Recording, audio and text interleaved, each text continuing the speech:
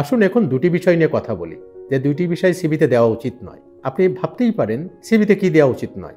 অনেক কিছুই দেওয়া উচিত নয়, কিন্তু আজ আমরা দুটি বিষয় নিয়ে কথা বলবো। একটি হলো ব্যক্তিগত তথ্য বা পার্সোনাল ইনফরমেশন। হয়তো বা পার্সোনাল ইনফরমেশন সামান্য কিছু দরকার হলেও হতে পারে। সেখানে বাংলাদেশের মতো একটা সোশ্যাল কনটেক্সটে আমরা হয়তো অ্যাড্রেসটা লিখতে পারি, যেখানে আমরা আজকাল অধিকাংশ সিভি ইমেলে পাঠাই।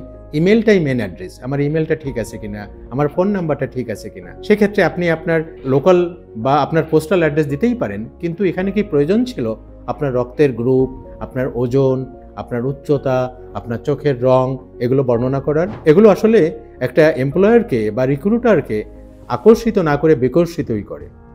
অন্যদিকে আরেকটি কথা বলি, যারা ফ্রেশ গ্রাজুয়েটস অ্যাপ্লাই করেন, তারা যেহেতু তাদের এক্সপিরিয়েন্স খুঁজে পান না, তখন তারা এক্সপিরিয়েন্স এবং এক্সপোজার পোর্শনে তারা হয়তো বিভিন্ন সেমিনার অ্যাটেন্ড করেছেন, বিভিন্ন ওয়ার্কশপ ট্রেনিং করেছেন, কিন্তু ওইগুলো তারা স্পেসিফিকভাবে লেখেন না।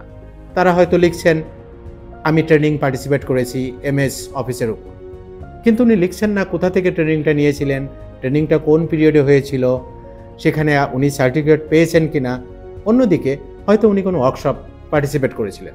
ধরেন ডক্টর কটলার এসেছিলেন বাংলাদেশে একটা মার্কেটিং সামিটে, এখানে একজন ফ্রেশ গ্র্যাজুয়েট ওখানে পার্টিসিপেট করেছিলেন বা ভলেন্টিয়ারও ছিলেন। তখন তাকে লেখা উচিত যে ওটা কোন মাসে হয়েছিল, ওখানে কতজন পার্টিসিপেট করেছিলেন, উনি স্পেসিফিক কি রোল প্লে করেছিলেন।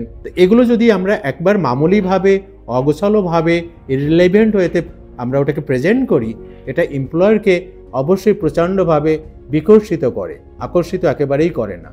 সেক্ষেত্রে আমার ভালো রেজাল্টস, অন্য সব কিছু ভালো থাকা সত্ত্বেও আমি নিজেই আমার নিজের বিপদ ডেকে আনি এবং আমার সিভিটি অধিকাংশ ক্ষেত্রে এরকম অবস্থার জন্য বাদ পড়ে যায়। সুতরাং এটি গুরুত্বপূর্ণ একটি বিষয়।